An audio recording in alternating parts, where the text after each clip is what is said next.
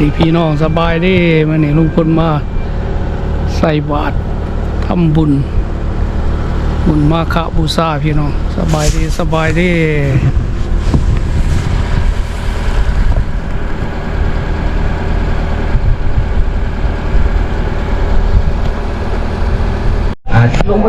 ซื้อของมันทานเนาะแล้วก็ท้ายปีมาเขาก็สิมารวบรวมคันว่าอยากเอาเป็น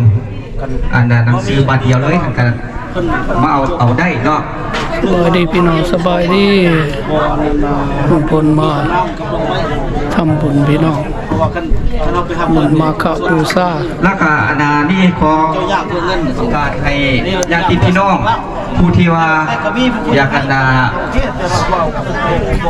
เฮ็ดทางพิธีทางศาสนาเพื่อว่าไหว้พระรับศีลสินะบางคนก็ได้บางคนก็บ่ทันได้ถ้าว่าผู้ใดหักสนใจวันนี้นี่ซึ่งพอนี้เด้อก็ผู้ใดอยากได้นะก็มาโมทนาเอากลุ่มวันนี้สุดแรกแต่ใจว่าสิโมทนาทานเขาวัดเท่าใดก็สุดแรกแต่ใจศรัทธาของทานเองเด้ออันนี้เป็นปื้มพิธีไหว้พระรับศีลมาซะพิธีกรในการคู่มือทั้งศาสนาเนาะผู้ใดอยากมาโมทนาอันนี้สุดแล้วแต่ใจเนาะอยากทานเท่าไหร่สุดแล้วแต่ใจ$5 $10 $20หรือว่าหลายทางแห่งจะบอกเป็นยังใจศรัทธาของแต่ละบุคคลเนาะอันนี้เขาก็กำหนดอันนี้ขอประกาศอยู่ในนี่มันมีหลายหัวอยู่ก็คันทาว่าผู้ใดฮะพอท่านอยากเอาเมื่อบ้านเราไปดีกับเป็นยังคันว่าจะเอาเมื่อบ้านแม่น่ะอันคู่มือศาสนาพิธีเป็นยังเอาแล้วโครงการนี้เรา3 ปีเลยเราเป็นอย่างส่งให้ผู้ใดกันยังประทันมีอย่างนั้นเขาต้มใส่บาตรเขาสินะกระเม็ดมาเมาที่นี่เนาะทงละ$5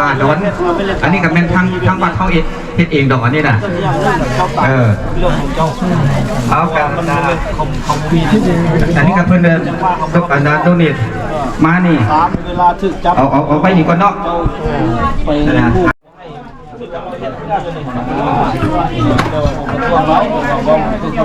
เราจับคนเราพอจับคนที่เอาคันโครงการตัวนี้ก่อนแล้วจะ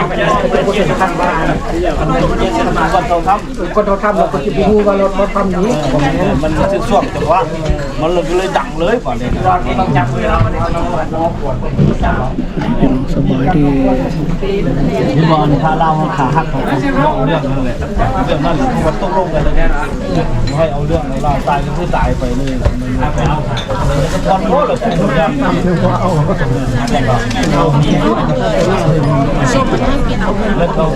เรื่องเรามีเชี่ยนะร้องมาเผยแพร่ท่านบอกว่าเรื่องสันติบอกเรื่องสันติภาพความสามัคคีความรักแท้เพราะว่าท่านจะไปบอกเรื่องศาสนาจะบอกเรื่องศาสนาครับบอกที่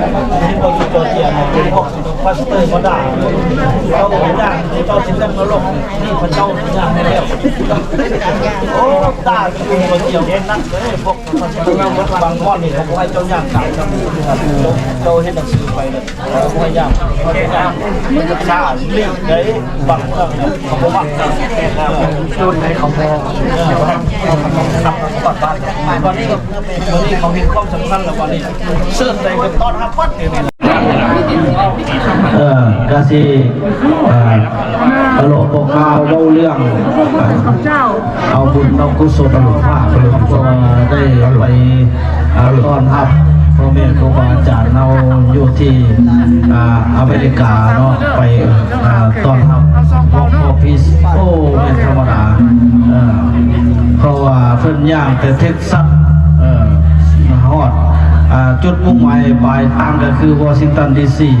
มืออื่นนี่ก็สิเมนฮอด เพิ่นย่าง 3,700 กิโลแม่นธรรมดาการย่างของเพิ่นนี่มีพระลาวเฮาอยู่หั่น8องค์พระไทย10พระศรีลังกา1แล้วก็พระเวียดนาม3รวมทั้งหมดที่แรกกันลงทะเบียนนี่เป็น40หรือ50ป่ายลงทะเบียนที่ย่างต้องได้ลงทะเบียนดิคือเฮาเนี่ยเฮาสิไปย่างแล้วเพิ่นก็ให้ย่างได้ต้องลงทะเบียนก่อนเพราะว่าเป็นอย่างสักลงทะเบียนต้องได้ไปถามก่อนสมัครใจย่างแล้วเกิดอุบัติเหตุหรือเจ้าเป็นลมสุขภาพแข็งแรงตายแล้วบ่เอาเรื่องเรียกว่าสละชีวิตหลายกรณีด้านสวายเพิ่นจะว่าบ่แม่นว่าเฮาสิไปย่างแล้วเพิ่นย่างรถบ่ได้เพิ่นต้องมีลงรีจิสเตอร์ไว้ต้องได้เรียกว่าเสียสละชีวิตอยู่ซะไปคือดังที่พระลาวเฮาเนาะอาจารย์มหาดำอยู่จอร์เจียเพิ่นก็ขาหักแล้วก็บ่เอาเรื่องเสียสละขานี่ก็ได้ตกลงกันดิท่านก็จึงว่าเสียสละเพราะนั้นพระบางองค์กันถอนตนถอนมากหลายๆเมื่อกี้ลงเป็น40-50คันไอ้จับตัวย่างไปนำทางไอ้เขาก็จับกันแล้วบ่รับผิดชอบจับแล้วก็จับไปแปลว่าเสียสละเลยเพราะนั้นผู้มีหนังสือก็ยากแล้วบ่นี่เราบ่กล้าไปแล้วบ่เจ้าเนี่ยเสียสละแล้วไปบางบ้านบางรัฐบางเมืองคันเขาจะบ่พอใจเขาสิยึดค้อนใส่เขาสิไล่ดีเจ็บเป็นในรุ่นถึงกันก็บ่รับผิดชอบก็แล้วตายก็คือตายไปสิน่ะเสียสละทุกอย่างบางเมืองก็เขาบ่ให้ย่างผ่านเฮาก็จะย่างเว้นพุ่นละแต่สบายมันจังซ่าคันย่างตามให้เวเลยเพิ่นสิฮอดไว้บ่เพิ่นย่างลัดเด้ย่างลัดตามเส้นน้อยเส้นหยังเดี๋ยวนี้มีมันบ่ดังบ่เดี๋ยวนี้มีเจ้าหน้าที่เพื่อนให้ความปลอดภัยเพราะว่าเพื่อนให้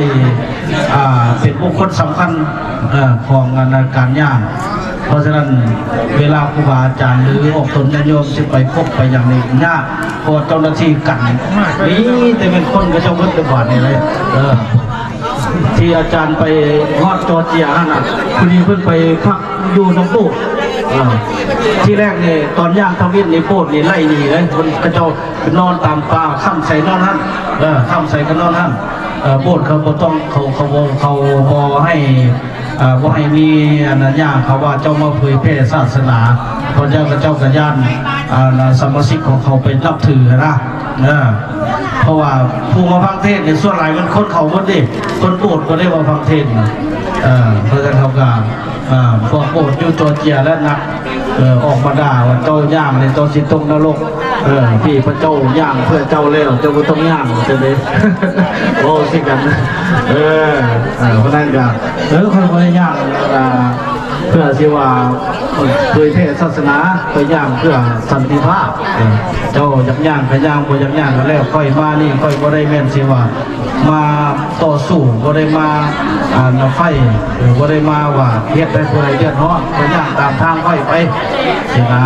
เพราะฉะนั้นต้องได้อัตนาโลเกวิสาเตวิเวธัมปุตุราตนังธรรมาสามังนาติตาสมาโสเทปวันตุเตยังเกณฑ์เจรัตนังโลเกวิสาเตวิเวธัมปุตุราตนังสังฆาสามังนาติตาสมาโสเทอา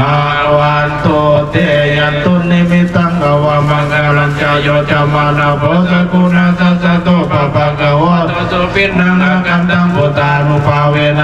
ะสเมนโตยันตุนิมิตังอวามังกลัญจโยจามานาโพสกุณาสัสสะโตปะปะกะวะสุปินังกันตังธรรมานุภาเวนะ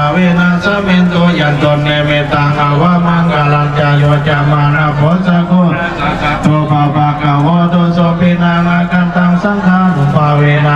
ะสเมนโตสักตวะพุทธารัตนังวสตังอุตมังวลางิทังเทวามนุสนังพุทธเตเจนะโสตินานาสันโตวาสเปทุขาโวปัสสะเมนโตเทสักตวะธรรมารัตนังวสตังอุตมังวลังปะเลละโหมัสสะมังธรรมเตเจนะโสติ นานาสันตุปัตตวะสัพเพพยาอุปสเมนโตเตสกัตตวะสังฆรัตนังโหสตังตัมมังวะลังอาวุนนายังปะมุนนายังสังฆเสเสนาโสตินานาสันตุปัตตวะสัพเพโลกาวุปสเมนโตเตสัพพพุทธานุภาเวนะสัพพธัมมานุภาเวนะสัพพสังฆานุภาเวนะพุทธรัตนังธัมมารัตนังสังฆรัตนังตินังรัตนังนังอนุภาเวนะจตุรสิทธิสหัสธรรมกัตตานุภาเวนะปิตกัตตยานุภาเวนะสินสาวกานุภาเวนะสัพเพเตโลกัสสัพเพเตพยาสัพเพเตอันตรายาสัพเพเตอุปัตตวะสัพเพเต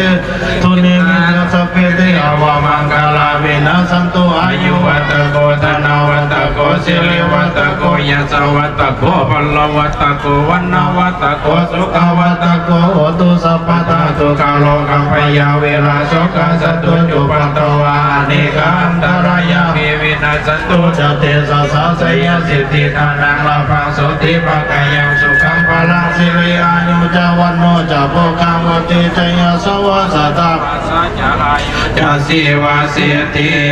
ภาวันตุเตวันตุสัพพมังคลังลากังตุสัพพเทวตาสัพพพุทธานุภาเวนัสตาสุติภวันตุเตภวันตุสัพพมังคลังลากังตุสัพพเทวตาสัพพธัมมานุภาเวนัสตาสุติภวันตุเตภวันตุสัพพมังคลังลากังตุสัพพเทวตาสัพพสังฆา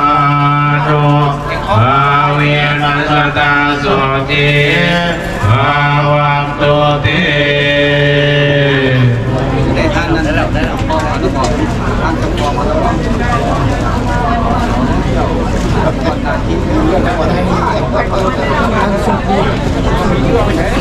แล้วไปเย็นปุ๊บตลอดนาทีนะใส่บาตรพี่น้องวันนี้บุญมาฆบูชาใส่บาตรบุญมาฆบูชาวันนี้ทางวัดพรหมวิหารเมืองกิษณะของพวกเราตักบาตรบุญประจำเดือนละที่เดือนหนึ่งนี้เท่านึงเนาะวันนี้ก็เป็นวันที่8เดือน2ปี2026เนาะเป็นตักบาตรประจำวัดชื่อบุญว่าบุญมาฆบูชาประจำเดือนพระญาติพี่น้องสมุทรเฮาผู้แต่มาแต่ไกลแต่ไกลมีใจใส่ศรัทธามาทำบุญตักบาตรญาติดามในวันนี้ขออนุโมทนาสาธุนำเจ้าภาพเจ้าศรัทธาผู้ที่มาทำบุญตักบาตรญาติน้ำขออนุโมทนาเนาะวันนี้จะเป็นเรื่องงามยามดีเป็นบุญบารมีของญาติพี่น้องชาวพุทธทั้งหลายที่มีน้ำจิตน้ำใจมาทำบุญและทำงานตักบาตรญาติน้ำพระอุทิศส่วนบุญส่วนกุศลดวงวิญญาณของพ่อแม่ปู่ย่าตายายญาติโกโหติกาทั้งหลายที่ล่วงลับดับขันไปบุญเดือนหน้าเนาะเดือนหน้าเป็นเดือน3เดือนมาสเขาก็เฮ็ดบุญหาหลวงปู่บุญน้องบุญญากาโมและอาจารย์โพเงินวงกฎอาจารย์บุญโฮมสิทธพรอันนั้นเป็นสื่อบุญเนาะหรือว่าบุญหาภุพกาลีบุคคลที่มีคุณงามความดีเป็นบุญประจำวัดเอาอีกเท่านั้นเนาะเดือนหน้าในนี้ปฏิทินแล้วเพิ่งตามปฏิทินเมื่อพระท่านท่านใดพระท่านได้พระท่านได้มีเชิญเจริญพรได้เอาปฏิทินเนาะก็จะได้เพิ่งว่าเขาจะมาห่วงทำบุญตักบาตรเมื่อใดเขาก็เพิ่งตามปฏิทินเนาะเพราะว่าเขาเสียด้วยกายด้วยว่าจะด้วยใจอย่างก็แล้วแต่เนาะเขาเฮ็ดเพื่อส่วนรวมก็เป็นอนุโมทนาสาธุคุณน้องว่าปัตตาอนุโมทนาสาธุเป็นอนุโมทนาด้วยการยกมือสาธุแก่มีความยินดีเป็นบุญเป็นกุศลเนาะปัตตาเอาไปเรื่อยๆเพื่อไหว้พระศาสนาพิธีโชว์โก้อะไรไหมไหว้พระ50นะต่อไปรุ่นต่อไปเจเนอเรชั่นต่อไปเลยผู้เฒ่าผู้แก่เราเพิ่งเมื่อยมาจากไกลโลกไกลลานต่อไปแล้วสืบศาสนาสืบไปแล้วได้บ่นะโมยี่อะไรวันนี้แล้วเนาะนี่ถ้าผู้เฒ่าผู้แก่เพิ่งกันง่ายๆก็เป็นเลยพักผ่อนอยู่เรือนอยู่สร้าง ลูกหลานญาติพี่น้องเป็นมาเลยพระทำเช่นอะไรก็มาต่างหน้าพ่อแม่พี่น้องชาวพุทธเฮาผู้ที่เป็นบ่ว่างบ่มีเวลาเขาก็เป็นผู้วอลเลนเทียร์มาสร้างน้ำมาทำบุญก็ห้องว่ามาปฏิอนุโมทนาโดยการคนขวยช่วยเหลือทางด้านร่างกายและทางด้านเนื้อแห้งและก็ทางด้านเวลานาทีบางคนบางท่านในกระโบมีเวลาเนี่ยได้มาซอยเรามีแต่โอกาสมาตักบาตรยาน้ำได้มาเป็นบุญเป็นกุศลเนาะก็เพราะแม่นว่าที่ว่าเฮาบ่มีเวลาบ่เป็นยังอยู่บ้านยังเรือนมาตักบาตรยาน้ำแล้วก็กลับบาตรกับซองแล้วในประเทศผลนี้ก็มาตามมาสะสมเอาคุณงามความดีบุญบารมีที่ต่อยให้ตามไปสู่พระภพเบื้องหน้าอันนี้แม่นบุญกุศลเนาะพุ่มศาสนาพิธีไหว้พระรับศีล2026เด้อ